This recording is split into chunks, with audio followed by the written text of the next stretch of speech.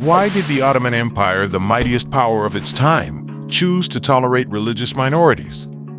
Let's travel with Ayla as she uncovers the secret of Ottoman tolerance. But then, why did they create the millet system? Ayla discovers that the millet system wasn't just about taxes. It gave each faith its own courts, schools, and leaders to manage daily affairs. But then, what role did the jizya tax play in this arrangement? Ayla learns that the jizya wasn't a punishment. It was a payment for protection and tolerance under Ottoman law. So, how did this tax and autonomy affect the daily lives of non-Muslim citizens? Ayla sees that paying jizya secured life and property, letting communities thrive as long as they stayed loyal. Yet, did the Ottoman Empire's tolerance extend to religious practices? Ayla notices that tolerance meant public churches, synagogues, and mosques could stand side by side, not hidden away. How early was this tolerance compared to European ideas of religious freedom? Ayla realizes the Ottoman model existed centuries before the European Enlightenment, showing tolerance is not a modern invention. This answers why the empire chose such a policy.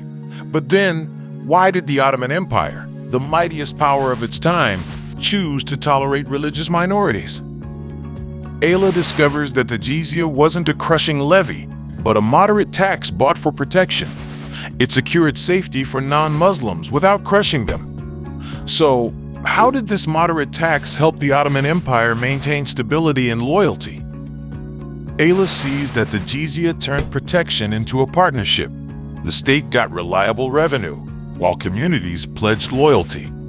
This fiscal pact kept uprisings at bay.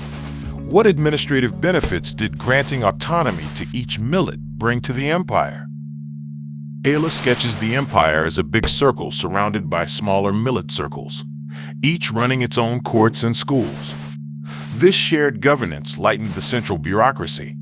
How did this early model of tolerance compare to the later European ideas of religious freedom?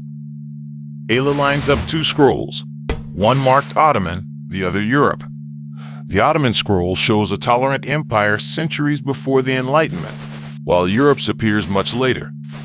What does this tell us about why the Ottoman Empire chose to tolerate religious minorities? Why did the Ottoman Empire, the mightiest power of its time, choose to tolerate religious minorities?